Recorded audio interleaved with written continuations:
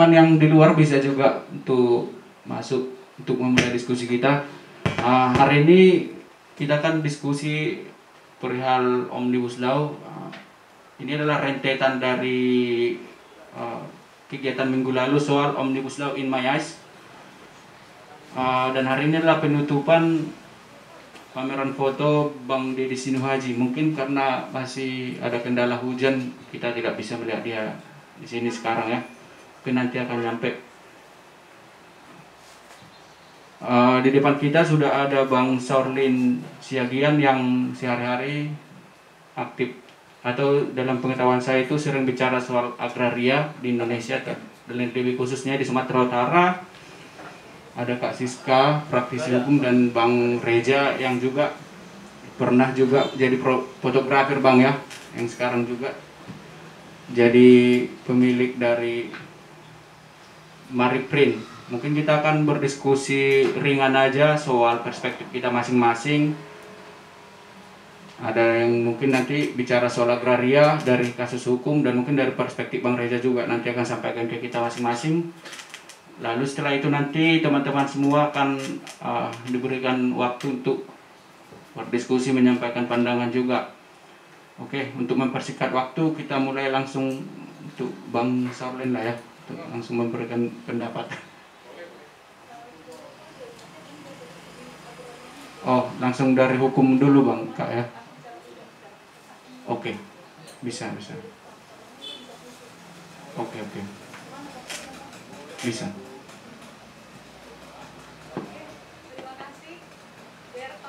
Dan juga buat John yang sudah menggagas acara ini ya bersama kawan-kawan di Liko.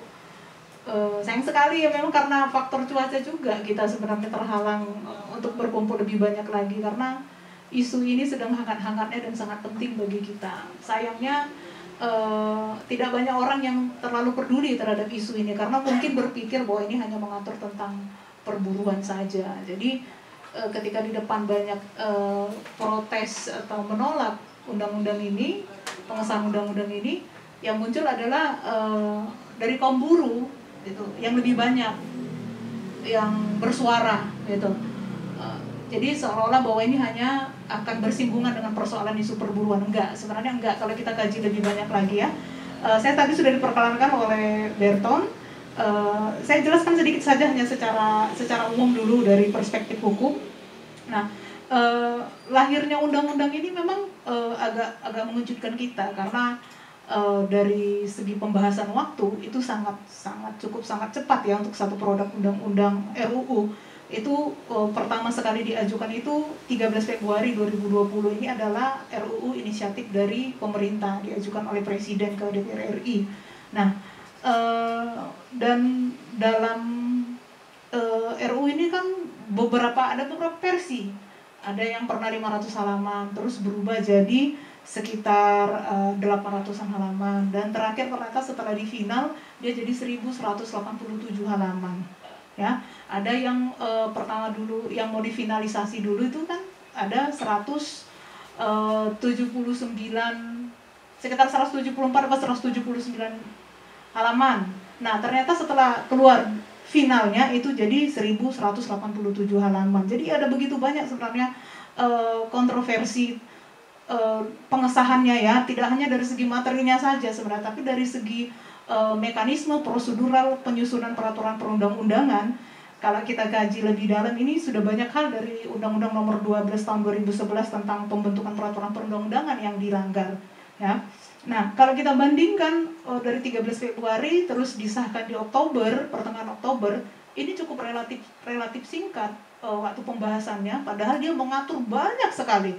Kalau menurut catatan saya yang saya bahas ya selama 2 hari ini, 1187 halaman ini, di samping juga mencari-cari referensi lain, ini ada 11 hal yang diatur di dalam Omnibus Law ini. Di antaranya itu ada tentang investasi, ketenagakerjaan, UMKM, riset inovasi, juga persoalan kewenangan administrasi negara terkait dengan kewenangan pemerintah pusat dan pemerintah daerah, tentang perpajakan, pengadaan tanah, pertanian, tambang, juga ada tentang penyiaran, banyak sekali. Dan undang-undang ini juga Omnibus Law ini juga ada mengubah, mengalihkan, bahkan menghapus beberapa pasal-pasal di 79 undang-undang. Ya, di antaranya ini saya nggak bisa catat semua ya, ada undang-undang keimigrasian, paten, merek, undang-undang tentang PT, undang-undang tentang perpajakan, terus juga undang-undang tentang pajak daerah, terus perlindungan nelayan, undang-undang desa, pertanahan, terus undang-undang larangan praktek monopoli, pengadaan tanah untuk kepentingan umum dan lain-lain. Karena ada 79 undang-undang yang dirubah dan dihapuskan pasal-pasalnya. Nah, ini dalam mekanisme penyusunan peraturan perundang-undangan ini juga sebenarnya yang ini mungkin pertama sekali untuk Indonesia melakukan model seperti ini ya, gitu. Karena harusnya kalau memang mau dirubah 79 undang-undang itu dirubah, harusnya bukan menerbitkan Omnibus Law yang mencakup semua aturan undang-undang. 79 aturan undang-undang tentang investasi dan pembangunan, tetapi pemerintah sebaiknya merevisi satu persatu, ya, merevisi undang-undang PT, merevisi undang-undang penanaman modal. Jadi tidak menimbulkan kebingungan kepada masyarakat, juga tidak melanggar mekanisme pembentukan peraturan perundang-undangan yang sesuai dengan Undang-Undang Nomor 12 Tahun 2011 tentang pembentukan peraturan perundang-undangan. Jadi kalau di awal ada begitu banyak protes, bahkan sempat ada istilah ya bahwa ini adalah RUU cilaka gitu, karena ini kalau kita bahas satu persatu juga ini akan membingungkan, karena sebentar membahas tentang penanaman modal, di bawahnya lagi nanti akan membahas tentang tambang, di bawahnya lagi akan membahas tentang ketenaga kerjaan dan yang lain-lain. Jadi kalau mau dibuka satu persatu, ini mau di breakdown, kalau membaca aja ini bingung ini, ya, dari struktur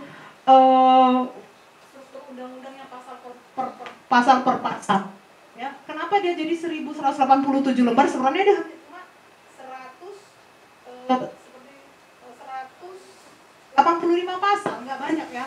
Bahkan undang-undang pembagian, Undang-Undang Nomor 23 Tahun 2014 tentang kewenangan pemerintah pusat dan daerah itu sampai ratusan pasal. Itu ada dia 600 lembar undang-undangnya, pasalnya itu sampai ratusan pasal di situ.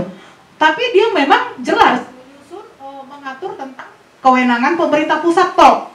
Mulai dari pemerintah pusat, provinsi, kabupaten sampai desa. Gitu. Jadi dia kita bisa mudah memahaminya, tapi kalau kita membuka undang-undang ini kita akan bingung. Ada banyak kebingungan di sana. Orang hukum saja berkata seperti itu ya, gitu, menganggap seperti itu, apalagi yang orang awam hukum. Nah, dan peraturan ini nanti, undang-undang ini juga nanti akan menimbulkan pemerintah harus mengeluarkan peraturan pelaksana. Undang-undang ini akan ada sekitar 500 aturan pelaksana nanti yang akan dibuat. Jadi saya sih ngelihat pemerintah ngebut dari mulai bulan Februari sampai Oktober. Saya takut juga nanti di penyusunan peraturan perundang-undangnya, pelaksananya ini juga akan ngebut. Dan ngebut ini nanti juga akan mengesampingkan kepentingan rakyat banyak, mengesampingkan kepentingan kelompok-kelompok yang sudah lama termarginalkan. Karena dalam proses penyusunan Omnibus Law ini hampir masukan dari masyarakat sipil tidak didengarkan ya Bang ya, tidak didengarkan. Jadi ini menjadi kekhawatiran kita paling besar. Kawan-kawan sampai sekarang masih melakukan gerakan protes ya. Ada desakan ke pemerintah untuk mengeluarkan Perpu, peraturan pemerintah pengganti undang-undang. Tapi saya sangat pesimis karena ini adalah inisiatif RUU yang akhirnya menjadi undang-undang yang diinisiasi oleh pemerintah. Mana mungkin pemerintah mengeluarkan Perpu? Masih ada harapan di MK judicial review, tapi itu kan 30 hari nanti setelah undang-undang ini sah terbit bisa dilaksanakan dan dikasih nomor. Ini sampai sekarang belum ada nomornya, masih dalam proses penomoran di lembaran negara. Tapi nanti perjuangan kita ini masih panjang ya. Kalau ada 500 aturan nanti yang harus dibuat untuk aturan pelaksananya ini perjuangan baru lagi ya. Karena di undang-undang yang di atasnya Omnibus Law ini juga saja sudah merugikan masyarakat. Jangan sampai lagi nanti kecolongan 2 kali nanti di peraturan pelaksananya. Tapi bagaimana kita bisa mengawasinya? Di 500 akan ada 500 peraturan perundang-undangan yang dibuat, dan mungkin juga nanti pemerintah akan ngebut.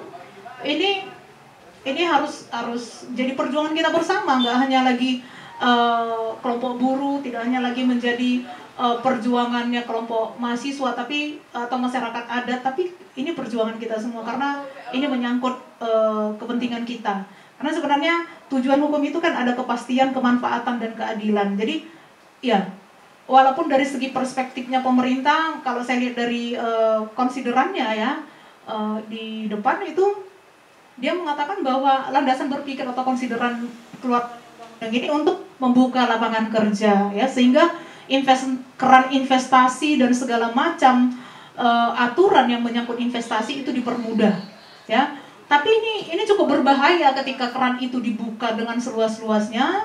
Artinya Indonesia ini sudah mau dibawa menjadi negara liberal, pasar.